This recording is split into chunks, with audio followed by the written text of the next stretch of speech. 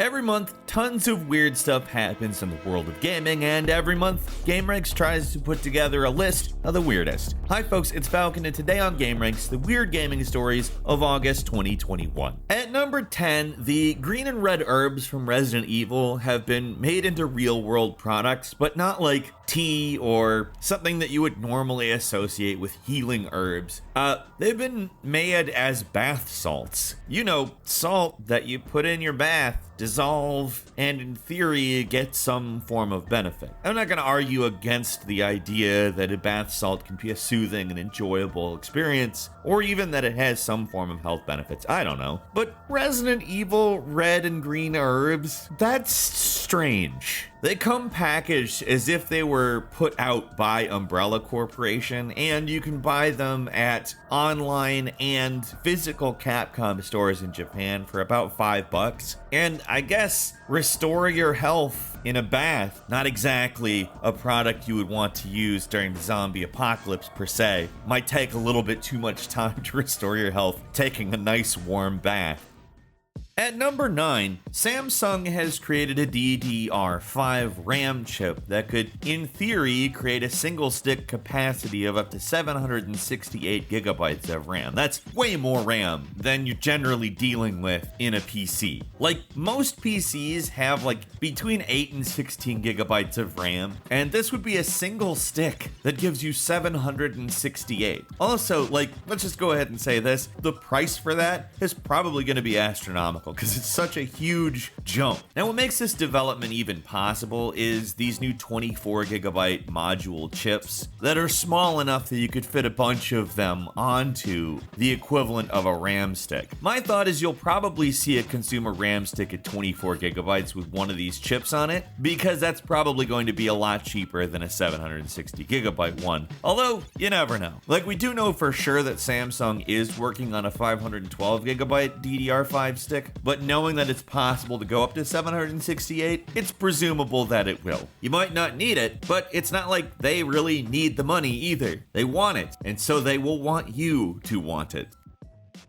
At number 8, a Chinese state media outlet called Online Gaming Electronic Drugs. This actually caused Tencent and NetEase, the two biggest online gaming companies in China, to slide more than 10% in their stock price, which is, to be clear, a lot. Tencent is a huge company. 10% of Tencent is a huge amount of money. Now, the state-run Economic Information Daily did back off of this statement some. They revised the article and removed the phrase electronic drugs, but still, that's pretty harsh and obviously had a pretty massive ramification in the physical world. Certainly, video game addiction is a real thing, but to just characterize all online games as electronic drugs is probably not a responsible thing to do, especially for a state. At number 7, a fan-equipped gaming mouse cools your hand with the help of what they call honeycomb chassis and a built-in fan. I'm actually a fairly sweaty individual, and I've never actually had a problem with sweat on my mouse from playing a game for too long. At least not since I have lived in central air conditioning, but I guess I could see it being a problem for some. Still, the idea of a hollow mouse with a fan inside it seems like overkill. It's not that I want to say don't get this, or if this seems like something that's interesting for you, that you shouldn't give it a try, or anything like that, but $60 for a mouse with a fan in it when I've never even noticed the problem personally, that's a lot for a mouse to have a fan in it that it looks that extra. I probably wouldn't have that on my desk, to be completely honest. My desk is sleek. At number 6, Sega is closing another of their iconic arcades in Japan. This one, the Ikebukuro Jijo, which was launched in Japan the same year Sega launched Virtua Fighter, Star Wars Arcade, Alien 3, The Gun, Daytona USA, and Virtua Cop. All massive arcade hits that propelled this place to a, massive arcade. The decision came from the new controlling interest, Genda Entertainment, Entertainment, which created a new division called Genda Sega Entertainment. Last fall, they bought a controlling interest in Sega's arcade management business, and apparently this location hadn't been underperforming, and there's a keen possibility they will put up a replacement arcade in its place, just something not as big and expensive to operate, because apparently people were going to this. It was crowded, and it just didn't make the kind of money it needed to make to sustain the expenses that it incurred. At number 5, somebody actually ported Google Maps to the Nintendo Entertainment System in 8-bit pixels and sprite. Nearly a decade ago, Google did an April Fool's joke where they claimed to be making Google Maps for the Nintendo Entertainment System and, well, made a video for April Fool's Day. It was kinda dumb, but somebody wanted to actually do it, so they created their own custom NES cartridge that takes Bing Maps aerial imagery and transforms it into Legend of Zelda world map sprites. It's a very silly, kind of tedious project that most likely took a lot to do and really didn't provide a lot of reward for doing, but it is fun.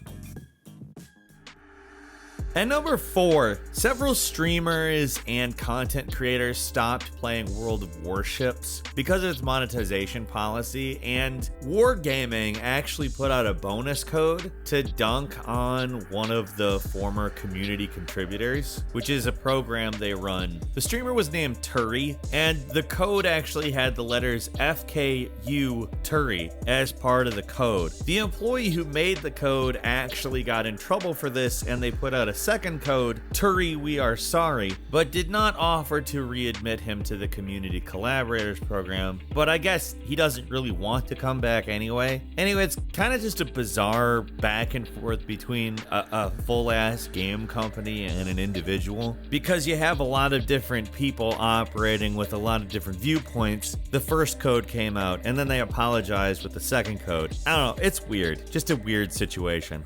At number 3, an unopened copy of Super Mario Bros. Sold for $2 million, and I cried for a long time. Why, oh why, did I not keep a copy of Super Mario Bros.? Why did I not think that was going to be a collector's item? Why did I not think some rich person eventually wouldn't want it? Why? Now, I didn't actually cry, and I actually very much am happy that I spent all that time actually playing with my toys rather than preserving them in pristine boxes and plastic and all that. But I wish I wish that my parents would have bought a second copy to preserve or something. Best of both worlds would be nice, because last month a sealed copy of Super Mario 64 for $1.5 million. Man, I could have been raking in the cash, because my mom was a pack rat and did that kind of stuff. Too bad though, right? Could have been loaded.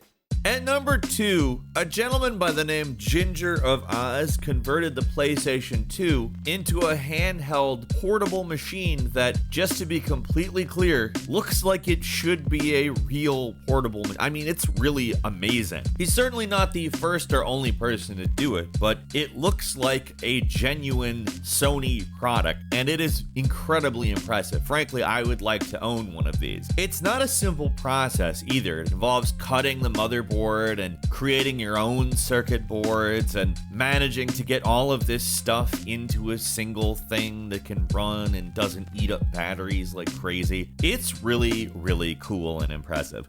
And finally, at number 1, although it is not something that happened in this month, we got a nice detailing of something people used to do to hack Xbox 360 Slim machines. Now, to be specific, people wanted to hack this so they could run burned discs on it. I don't know why you would want to run burned discs on it, but that's what it was. Anyway, they had a ton of protection in the Xbox 360, and on the Xbox 360 Slim, they actually combined the digital signal processor, the sound chip, with the chip that protected the console from running these things. And in order to disable the copy protection, you actually had to drill a hole in the chip itself and sever a connection. I think it's completely wild. Looking back on what people did to run burned discs is very, very wild, because you have to think about the fact that, burning discs was a way of circumventing having to buy games, but drilling a hole into a chip to experiment on it costs way more. I mean, every mistake would be a lot more costly than just buying video games.